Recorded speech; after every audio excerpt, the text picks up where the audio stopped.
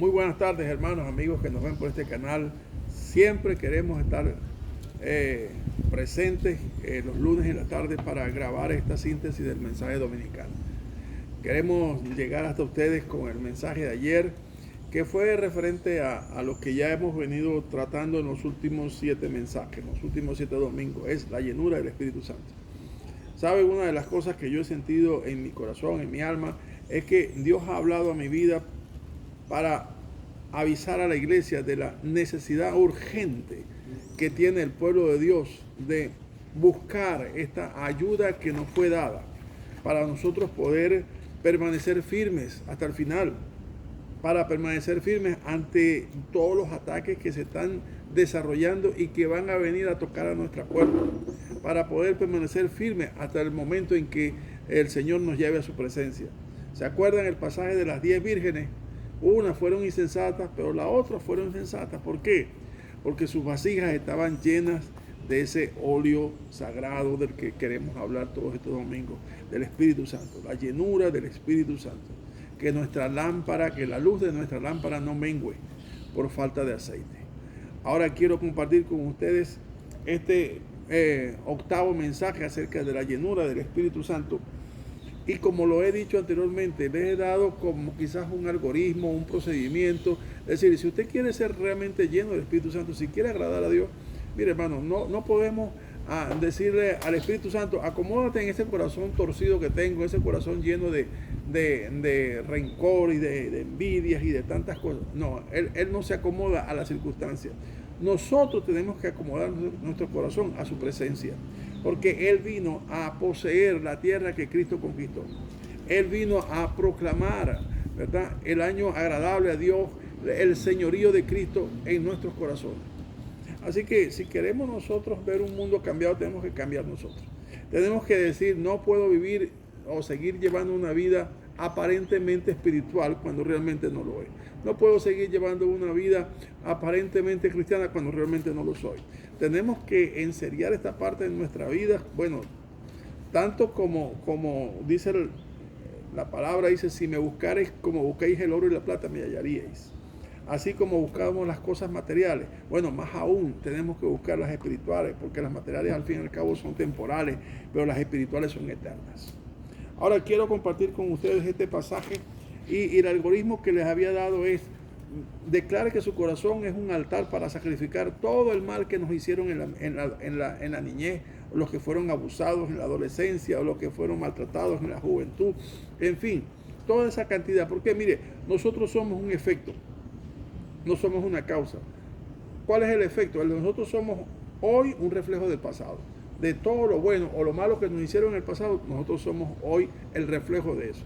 Así queramos maquillarlo, así queramos acomodarlo, así queramos ponerle una buena cara, nunca podemos ocultar lo que hay en nuestros corazones. Así que todas esas cosas que pueden haber en un corazón herido, dañado, maltratado, tenemos que perdonar como hemos sido perdonados. Si entendemos lo que es la gracia, tenemos que entender entonces que el perdón no es opción, perdón es un mandato. En segundo lugar, nosotros tenemos que entender que todas esas cosas que hemos aprendido del mundo cuando estábamos en el mundo, tenemos que hacerlas morir, como dijo Pablo, hacer pues morir lo terrenal en vosotros. Envidia, idolatría, hechicería, supersticiones baratas de esas de nuestra cultura, toda esa cantidad de basura no puede permanecer en nuestra mente ni en nuestro corazón. Todo hay que rechazarlo. Y aún dice la palabra que aún tenemos que sacrificar en ese altar lo que más amamos. Nuestra familia, nuestra esposa, nuestro esposo, nuestros hijos, nuestro trabajo, cosas que son legítimamente dignas de ser amadas, pero nunca pueden estar a la par, ni mucho menos superior a Cristo. Por eso es necesario, como le dijo el Señor a Abraham, dame a tu hijo, al que amas. Él lo estaba encarando con él mismo. Dios estaba encarándolo a él. ¿Por qué? Porque Abraham era un hacedor de altares. Donde quiera, si usted lee los pasajes en Génesis, ve que Abraham era un fabricante de altares. Pero dejó de hacerlo, ¿sabe cuándo? Cuando cumplió 100 años. ¿Por qué? Porque ese año le nació el hijo. Y de ahí para adelante no hubo más altares. El próximo altar es el que construyó para sacrificar a su hijo. Porque el hijo no puede ser primero que Dios. Y ahí fue donde comprendió Abraham que estaba caminando mal, que Dios es el primero. Entonces, estos 3 pasos son fundamentales para que nosotros podamos caminar delante de Dios. Y el cuarto sería que haya en nosotros una plena identidad de lo que somos. Hermanos, no podemos disfrazarnos en este mundo, ni aparentar, ni ser lo que la gente diga. No, nosotros somos lo que la palabra de Dios dice que somos. Por ejemplo, si la palabra de Dios dice que somos hijos suyos, somos hijos suyos. Si la palabra dice que somos ciudadanos del reino, somos ciudadanos del reino. Nos tenemos que vivir bajo esa convicción que dice la palabra. Si la palabra dice que somos templo y morada del Espíritu de Dios, tenemos que andar como es digno del templo y la morada del Espíritu de Dios, no con loqueras, con zarcillos, con tatuajes, con cosas que el mundo, estrafalarias que se viste el mundo. No, ese no es el templo de Dios. El templo de Dios es santo. ¿Me entiendes? Si la palabra de Dios dice que somos real sacerdocio, tenemos que ejercer el sacerdocio para interceder delante de Dios por el pueblo y por nuestro propio pecado. Si la palabra de Dios dice que nosotros somos nación santa, tenemos que andar como un pueblo santo. En fin, soy lo que la palabra de Dios me dice quién soy. Ahora bien, ese sería el cuarto. El quinto que les hablé en ese momento era que nosotros tenemos que entender que el Espíritu Santo que nos ha sido dado, como dijo Pedro, nos ha sido dado con propósito. Dice así: cada cual según el don que ha recibido, ministrelo a otros según la multiforme gracia de Dios. Hay muchos dones, pero un solo Espíritu. Y esos diferentes dones son manifestaciones del Espíritu Santo en nosotros para que la iglesia no tenga ninguna necesidad, no pase necesidad. En quinto lugar, dice que nosotros tenemos que ejercer con dignidad el llamado que Dios nos ha hecho, a ser testigos de Él donde quiera que vayamos. Cualquier otro aspecto que nosotros necesitamos considerar, el ABC del cual les suplico que tengan en cuenta, es lo que les acabo de mencionar. No podemos olvidarnos de estas cosas. Ahora, cuando hablamos del Espíritu Santo, yo dije, bueno, pero ya va, yo les he hablado a ustedes sobre quién es el Espíritu Santo. Porque si no partimos de quién es Él, ¿verdad? ¿De qué sirve hablar de los dones si no sabemos quién es el que los da? ¿De qué sirve hablar de la llenura si no sabemos quién es el que llena? ¿De qué sirve hablar de glorificar a Cristo si no sabemos quién es el que le glorifica? Tenemos que saber quién es el Espíritu Santo. El Espíritu Santo no es la tercera persona de la Trinidad, es una de las 3 personas de la Trinidad. ¿Por qué? Porque muchos, hasta el siglo IV, fue que vinieron a aceptar que realmente el Espíritu Santo es Dios. ¿Se acuerdan cuando Pedro le dijo a Ananías y Zafira: no habéis mentido a los hombres, sino habéis mentido a Dios? ¿Por qué pues pretendéis engañar al Espíritu Santo? Cosas como estas se han manejado en toda la historia. Hoy día hay cantidad de doctrinas manifiestas, herejes y blasfemas en cuanto a la persona del Espíritu Santo y en cuanto a la persona de Cristo. Nosotros defendemos esta doctrina con nuestra propia vida y con nuestra propia experiencia, porque la revelación no es porque sea lo lógico y lo racional entender las cosas, sino porque Dios nos las ha querido revelar a nosotros y convencernos de que son verdad. Vamos a leer 2 pasajes en 1 Corintios capítulo 2 y en Hebreos 9:14. Porque ¿quién de los hombres sabe las cosas del hombre, sino el espíritu del hombre que está en él? Así tampoco nadie conoció las cosas de Dios, sino el espíritu de Dios. Filipenses, Hebreos 9:14. Cuanto más la sangre de Cristo, el cual mediante el Espíritu Eterno se ofreció a sí mismo sin mancha a Dios, limpiará vuestra conciencia de obras muertas para que sirváis al Dios vivo. ¿Sabe, hermano? Mire, aquí hay 2 pasajes sumamente importantes que Pablo, uno manda a la iglesia en Corintios y otro el escritor de Hebreos nos señala. El primero que manda Pablo es que dice que ¿quién conoce la mente de Dios sino el Espíritu de Dios que está en él? Mire, para conocer la infinitud de la mente de Dios tiene que ser entendida por alguien que tiene esa infinitud. O la eternidad de la mente de Dios tiene que ser conocido con alguien que tiene eternidad. exactamente alguien que está con Él desde el principio. Y desde el principio es desde la eternidad, para poner una figura. Desde menos infinito hasta más infinito, desde siempre.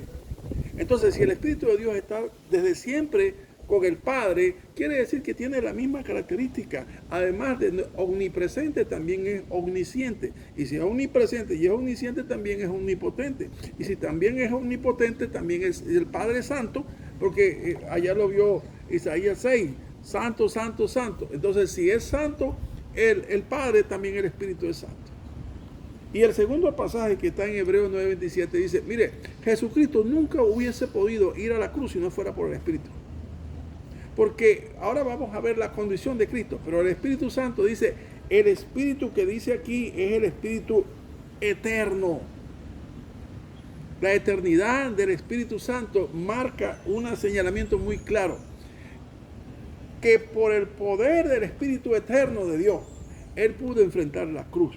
Y sabe, me encuentran muchos pasajes en Hebreos capítulo 12, porque dice que por el gozo puesto delante de Él sufrió la cruz, menospreció lo oprobio.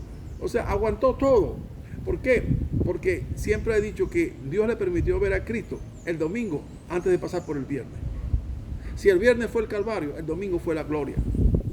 Y por esa expectativa de ver ya lo que de antemano, lo que iba a suceder por el gozo puesto delante de Él, Él pudo enfrentar el sacrificio, el martirio, los escupitazos, los latigazos, las laceraciones y todo lo que implica haber pasado por el Calvario. Entonces, ¿quién es el Espíritu Santo? El Espíritu Santo tiene exactamente la misma naturaleza o la misma esencia. ¿Dónde lo podemos ver? Es un pasaje muy conocido que está en Mateo 28, 19, que dice, bautizándolo en el nombre, un nombre, del Padre, del Hijo y del Espíritu Santo. ¿Qué quiere decir esto? Que todos tienen un solo nombre. ¿Me entiendes? El nombre del Padre es que es poderoso, eterno, ¿verdad? Omnisciente, omnipresente. El Hijo, idéntico. Y el Espíritu Santo, idéntico. Es un mismo nombre. Es santo, los tres son santos. Todo el poder reside en un solo Dios. Que cohabitan, no se actúan uno para que después actúe el otro. O tienen una competencia en el otro. No, hermano, no crea nada de eso.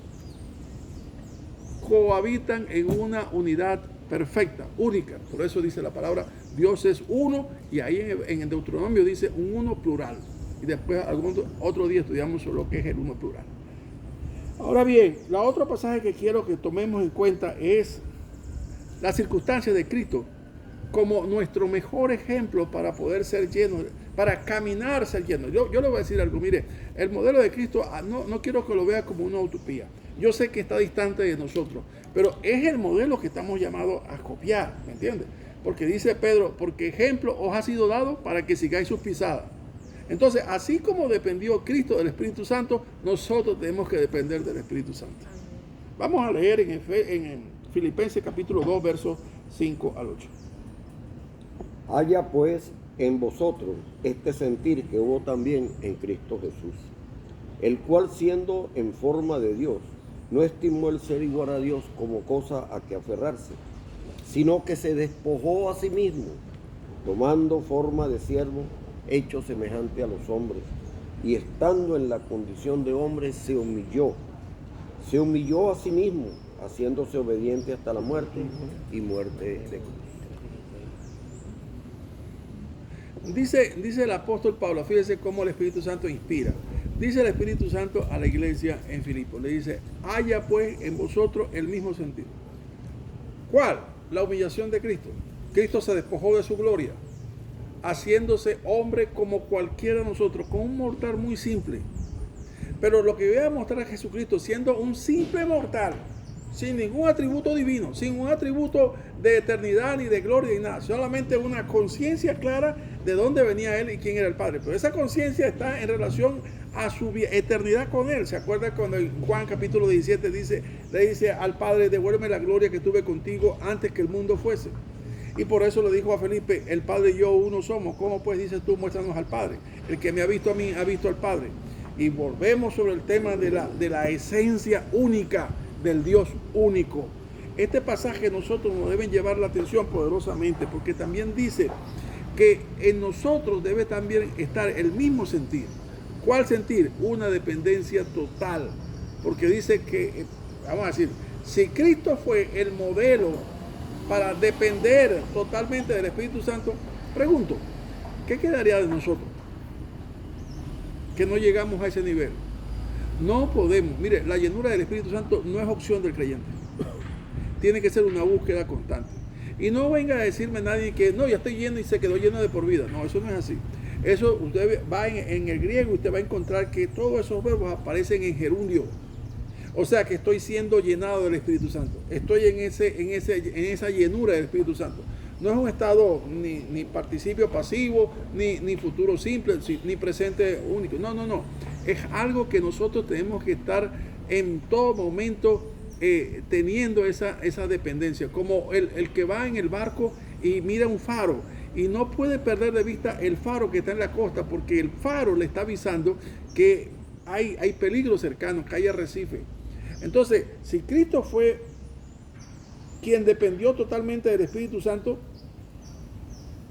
también nosotros debemos depender de esa manera como Cristo dependió. Vamos a buscar el otro pasaje que está ahí. Mateo capítulo 3, versículos 16 y 17. Y Jesús, después que fue bautizado, subió luego del agua, y aquí los cielos le fueron abiertos, y vio al Espíritu de Dios que descendía como paloma y venía sobre él. Y hubo una voz de los cielos que decía: este es mi Hijo amado, en quien tengo complacencia. Este pasaje es tremendamente hermoso. Hermoso, ¿por qué? Porque el Señor de los señores, el Señor de los cielos, venía a un mortal como Juan el Bautista para ser bautizado. Y decirle a Juan: yo necesito ser bautizado por ti para que se cumpla lo que está escrito. Cuando Juan el Bautista accedió al pedimento de Jesucristo, dice que hubo un acto, yo diría que único en la historia de la humanidad. ¿Cuál? Cuando el Espíritu Santo, en forma visible, como semejanza de una paloma, ¿verdad?, llegó y se posó sobre él, mostrando la aprobación. El óleo sagrado, el óleo del altar, estaba ungiendo completamente al que venía a ser el Cordero Pascual, el Cordero que venía a expiar la maldad de los desviados o a rescatar de la muerte a los escogidos de Dios. Y el Padre estaba diciendo: en lo que Él va a hacer tiene toda mi aprobación. Yo me complazco en todo lo que Él va a hacer. Este es mi Hijo amado en quien tengo complacencia. Aleluya. El otro pasaje. Lucas capítulo 4, versículos 18 al 21. El Espíritu del Señor está sobre mí, por cuanto me ha ungido para dar buenas nuevas a los pobres. Me ha enviado a sanar a los quebrantados de corazón, a pregonar libertad a los cautivos y vista a los ciegos, a poner en libertad a los oprimidos y a predicar el año agradable del Señor. Y enrollando el libro le dio al ministro y se sentó. Y los ojos de todos en la sinagoga estaban fijos en él. Y comenzó a decirle: hoy se ha cumplido esta escritura delante de vosotros. Tremendo, hermano. Quiero terminar con esto. Esto está en Isaías 61, 1 y 2. Y él estaba haciendo referencia a esa escritura. El Espíritu de Dios está sobre mí. Quiero darles las señales de que el Espíritu de Dios está conmigo. El Espíritu de Dios me cubre. El Espíritu de Dios, como un óleo de Dios, el óleo del altar, ¿me entiendes? Me ha aprobado. Y ahora quiero mostrarles las manifestaciones de su presencia en mí. De este hijo del carpintero, de este hijo de José, de María, que sus hermanos eran Judas y Simón, y sus hermanas, ya tenían como 7 hermanos. Él venía entonces ahora a manifestar esta palabra que la gente, no solamente en este pasaje, en otros pasajes, se admiraban de su doctrina, se admiraban de la autoridad que tenía. ¿Qué tenía este hombre? Le voy a decir una cosa: ¿qué tenía de especial Cristo?